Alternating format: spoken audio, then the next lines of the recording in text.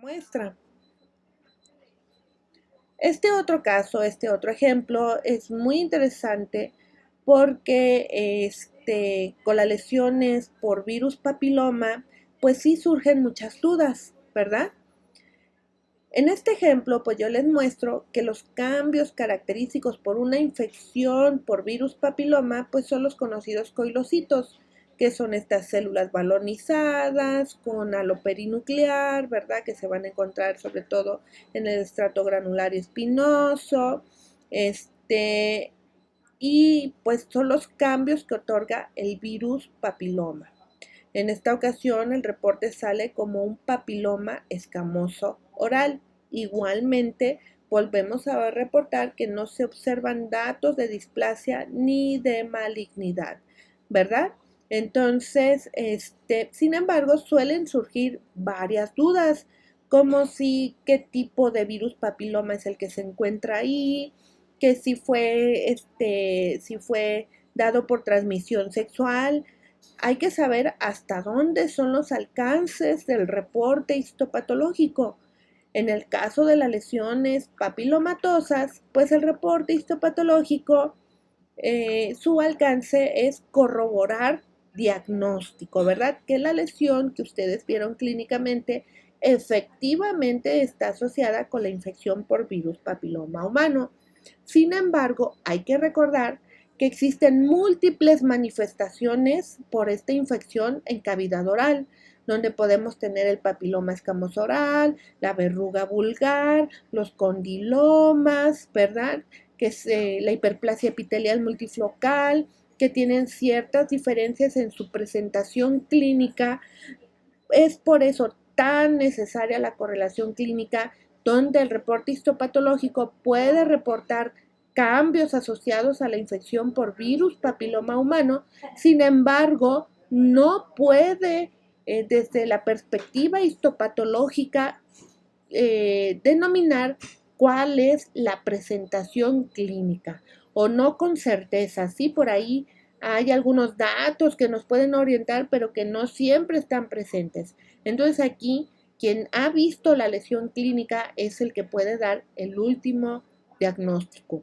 En cuanto al factor causal, pues es muy importante y hay que tener mucho cuidado con este tema del virus papiloma, porque generalmente pues se asocia a transmisión sexual, por lo que, recordando en la diapositiva anterior, donde en la hiperplasia epitelial multifocal puede que el reporte salga, la hiperplasia epitelial multifocal, pues recordando, se presenta generalmente en niños con múltiples pápulas que tienden a coalescer, que sí está involucrado el virus papiloma, que se encuentra más en la raza nativa americana, ¿verdad? En pacientes infantiles de situación económica y social marginada. Entonces está muy asociada al debilitamiento inmunológico que suelen tener estos niños, uh, y por eso hay que tener mucho cuidado con la interpretación clínica que se le va a dar. O sea, el reporte histopatológico sí puede mencionar virus papiloma, ¿verdad? Cambios relacionados al virus papiloma. Sin embargo, hay que ir con cuidado desde qué denominación clínica vamos a otorgar y seguido de cuáles son los factores de transmisión sexual. Por ejemplo, podemos tener varios factores asociados, ¿sí? Primero, predisposición de género, mayor número de parejas, tabaquismo, VIH, uso prolongado de anticonceptivos, historia previa de herpes y sus formas de contagio debido a que es un virus de muy bajo peso molecular, pues es fácilmente que sea transmisible a través de gotas de saliva que conservan en la misma saliva células epiteliales descamadas que porten el virus, por lo que las formas de contagio varían desde el contacto sexual, contacto no sexual de persona a persona, transferencia salival, objetos contaminados, autoinoculación, autocontaminación por medio de la lactancia materna, transmisión perinatal y transmisión prenatal. Entonces, Muchas veces el factor principalmente asociado es el contacto sexual y el paciente a veces se siente como, como inquisitoramente, ¿verdad? Como si nosotros estuviéramos otorgando una forma de culpa. Entonces hay que ser muy cuidadosos, sobre todo si se encuentra en niños una hiperplasia epitelial multifocal que está asociada a virus papiloma. Hay que recordar que esa no se da por transmisión sexual y sobre todo que va a recidivar, ¿verdad? Va a recidivar, si se va a quitar, que se va a quitar, si se mejoran las condiciones, sobre todo alimentarias en esos niños. Entonces hay que volver a dar un repaso en las lesiones por virus papiloma al ver un reporte histopatológico que lleve la indicación de que hay cambios por la infección de virus papiloma. Recordando pues, y sobre todo acerca de la pregunta más frecuente que hacen, que qué tipo de virus papiloma es, que si son de los malignos, que si eso lo podemos reportar histopatológicamente, pues hay que recordar que la genotipificación del virus papiloma humano está basado en la estructura del ADN viral. Y para poder saber cuál es la secuencia, la estructura del ADN viral, se requiere otro tipo de técnicas moleculares. Histológicamente no hay cambios que puedan asociarse a un tipo o a otro. Hasta ahorita la literatura no nos marca eso, ¿verdad? Entonces hay que recordar que toda lesión por virus papiloma que podamos encontrar en boca, primero hay que identificarla clínicamente y segundo hay que recordar qué tipos de virus papiloma están relacionados con esa manifestación clínica de la infección por virus papiloma.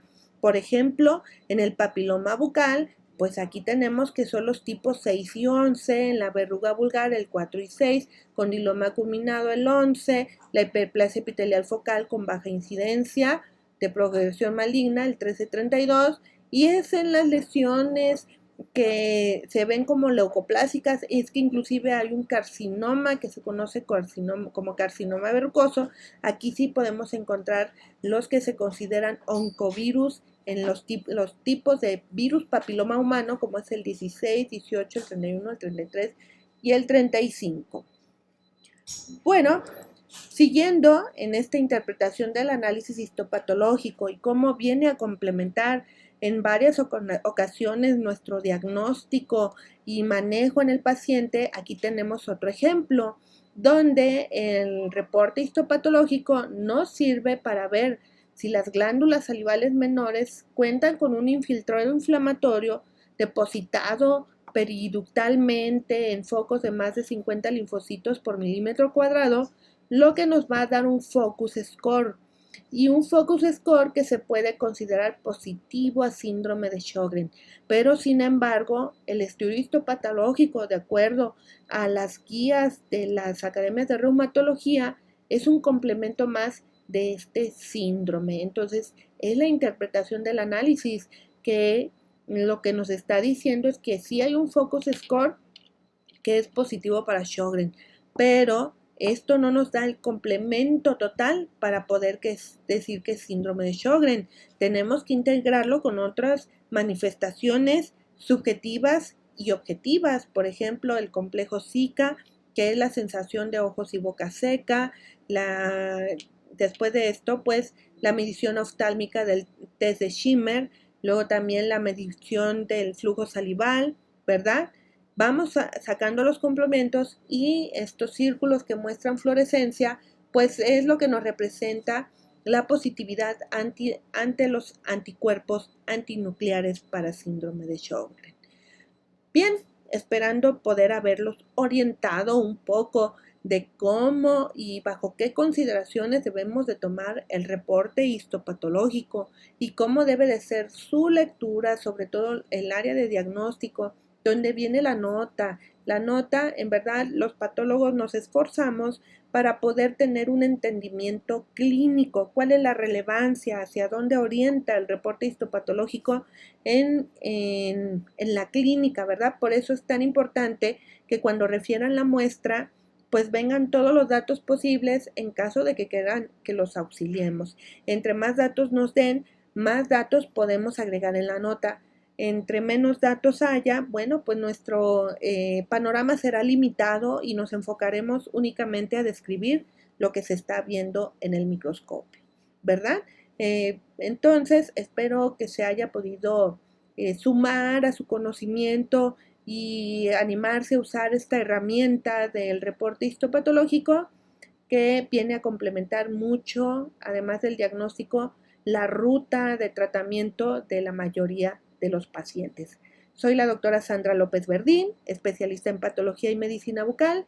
Yo me encuentro en el Centro Universitario de Ciencias de la Salud de la Universidad de Guadalajara y por la parte privada en el análisis y diagnóstico de patología bucal, ADIPAP. Quedo a sus órdenes.